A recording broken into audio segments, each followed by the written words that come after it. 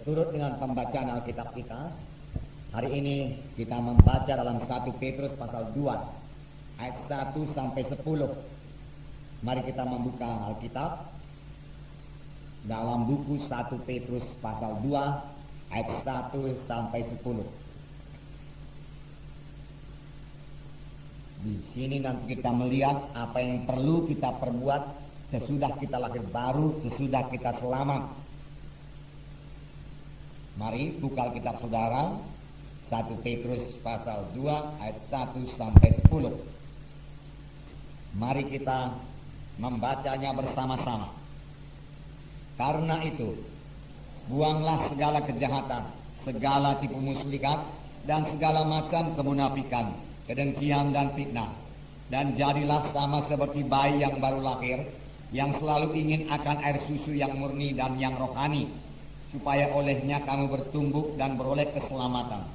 Jika kamu benar-benar telah mengecap kebaikan Tuhan, dan datanglah kepadanya batu yang hidup itu, yang memang dibuang oleh manusia, tetapi yang dipilih dan dihormat di hadirat Allah. Dan biarlah kamu juga dipergunakan sebagai batu hidup untuk membangunkan suatu rumah rohani bagi suatu imamat kudus, untuk mempersembahkan persembahan rohani yang karena Yesus Kristus berkenan kepada Allah. Sebab ada tertulis dalam kitab suci, sesungguhnya aku meletakkan di Sion sebuah batu yang terpilih, sebuah batu penjuru yang mahal, dan siapa yang percaya kepadanya tidak akan dipermalukan. Karena itu bagi kamu yang percaya, ia mahal. Tetapi bagi mereka yang tidak percaya, batu yang telah dibuang oleh tukang-tukang bangunan telah menjadi batu penjuru, yang juga telah menjadi batu sentuhan dan suatu batu sandungan. Mereka tersandung padanya karena mereka tidak taat kepada firman Allah, dan untuk itu mereka juga telah disediakan. Tetapi kamulah bangsa yang terpilih, imamat yang rajani, bangsa yang kudus, umat kepunyaan Allah sendiri, supaya kamu memberitakan perbuatan-perbuatan yang besar dari Dia yang telah memanggil kamu keluar dari kegelapan kepada terangnya yang ajaib. Kamu yang dahulu bukan umat Allah, tetapi yang sekarang telah menjadi umatnya, yang dahulu tidak dikasihani, tetapi yang sekarang telah beroleh belas kasihan. Nah, saudara, firman Tuhan ini dimulai dengan perkataan karena itu. Karena itu, buanglah segala kejahatan, segala tipu muslihat, dan segala macam kemunafikan, kedengkian dan fitnah. Saudaraku, kita yang membuang, bukan Tuhan yang membuang. Tuhan sudah lama membuangnya dari kita. Tetapi kerap kali saudaraku kita kutip dan kita tahan-tahan lagi dalam hidup kita ini. Nah, firman Tuhan berkata, karena itu, karena apa ini, saudara? Kita membuang ini semua. Buang, dia katakan segala kejahatan. Dipakai perkataan segala, artinya semua macam kejahatan. Buang, jangan disimpan-simpan lagi. Segala tipu muslihat. Jadi tidak ada tipu muslihat dalam hidup anak-anak Tuhan. Segala macam kemunafikan, ya, dibuang semua. Kedengkian dan fitnah. Mengapa? Saudaraku, lembaran kita saya bacakan kepada saudara. Karena itu buanglah segala kejahatan, segala tipu muslihat, dan segala macam kemunafikan, kedengkian dan fitnah. Mengapa kita harus membuang segala hal-hal yang tersebut di atas? Pertama, karena kita telah ditebus dengan harga yang mahal, supaya kita menjadi anak-anak Allah.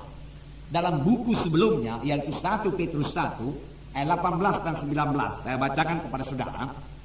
Sebab kamu tahu bahwa kamu telah ditebus dari cara hidupmu yang sia-sia, yang kamu warisi dari nenek moyangmu itu, bukan dengan barang yang fana, bukan pula dengan perak atau emas, melainkan dengan darah yang mahal, yaitu darah Kristus, yang sama seperti darah anak domba yang tak bernoda dan tak bercacat. Jadi saudara sudah ditebus, saya sudah ditebus, amin saudara. Nah, sebagaimana firman Tuhan minggu yang lewat, kita ini bukan milik kita lagi. Itu 1 Korintus 6 ayat 19. Tubuh saya ini bukan milik saya lagi, ada pemiliknya, yaitu Tuhan Yesus. Karena Dia telah menebus saudara, menebus saya, dan harganya telah lunas dibayar. Oleh sebab itu, muliakan Tuhan dengan tubuhmu, firman Tuhan berkata.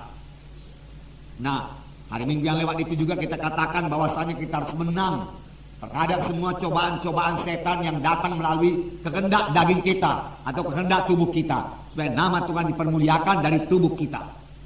Karena tubuh kita ini bukan milik kita, jadi bukan suka hati kita saja lagi tubuh kita ini, sudah ditebus Tuhan. Bahkan seluruh hidup kita telah ditebus Tuhan. Dengan apa ditebus Tuhan? Bukan dengan emas dan perak, tetapi dengan darah yang mahal, darah anak domba yang tak bercacat, yaitu darah Yesus, darah Kristus, darah mahal itu dicurahkan kepada saudara. Karena itu, karena saudara sudah ditebus dan saudara sudah selamat, saudara bukan milik saudara lagi.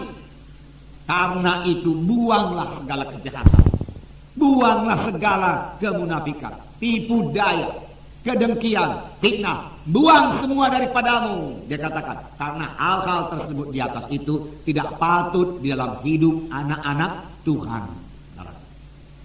Itu bukan bahagian hidup anak-anak Tuhan. Dahulu itu bahagian hidup kita sebelum kita selamat. Nah, yang kedua dikatakan, mengapa ya kita buang segala perkara-perkara di atas itu tadi? Kedua, karena kita telah dilahirkan baru oleh firman Allah. Kita telah lahir baru menjadi kejadian yang baru. Perkara lama lenyap, jangan disimpan-simpan lagi. Perkara baru timbul. Saudara adalah kejadian baru. Amin, saudara. Ya, kejadian baru. Dalam 1 Petrus 1:23 saya bacakan kepada saudara. Baik, kita sama-sama membacanya. 1 Petrus 1:23. Mari kita baca. Karena kamu telah dilahirkan kembali, bukan dari benih yang fana, tetapi dari benih yang tidak fana, oleh firman Allah yang hidup dan yang kekal. Ya. Telah lahir baru. Jangan bimbangkan ini, saudara. Saudara sudah lahir baru. Amin, saudara. Ya, lahir baru. Apa yang melahirkan kita baru? Yaitu firman Allah yang hidup dan kekal. Buku Yohanes mengatakan dari air dan roh, dari firman Allah dan roh Allah. Sepanjang kita sudah menerima Yesus, kita menerima kehidupan. Kita lahir baru. Siapa yang memiliki Yesus, dia memiliki hidup baru sebenarnya. Siapa yang tidak memiliki Yesus, tidak memiliki hidup baru. Karena itu buang semua yang lama. Buang. Nah, karena kita sudah lahir baru, tidak patut lagi hal tersebut lengket dalam hidup anak-anak Tuhan. Buang, lepaskan. Karena saudara sanggup membuangnya. Tuhan tidak menyuruh kita suatu perkara yang kita tidak sanggup melakukannya. Kita tidak dibawa perhambaan dosa lagi. Sepanjang kita mau menolaknya, bebas. Kamu akan mengenal. Kamu akan mengenal. Kamu akan mengetahui. Mengetahui apa? Apa, saudara? Kebenaran. Dan kebenaran itu membebaskan kamu. Jadi bagaimana supaya kita bebas? Tahu, mengerti. Sekedar kebenaran saja, sudah ada kebenaran, sudah ada Yesus. Tapi kalau saudara tidak mengetahui kebenaran itu, tidak mengetahui firman Tuhan itu, maka kebenaran itu tidak membebaskan saudara. Tetapi supaya saudara mengetahui kebenaran itu, maka kebenaran itu membebaskan saudara. Termasuk bebas daripada perkara-perkara ini tadi, perkara-perkara dosa ini. Nah, saudara, ini hidup yang sentosa, hidup dalam roh Tuhan. Bebaskan itu semua.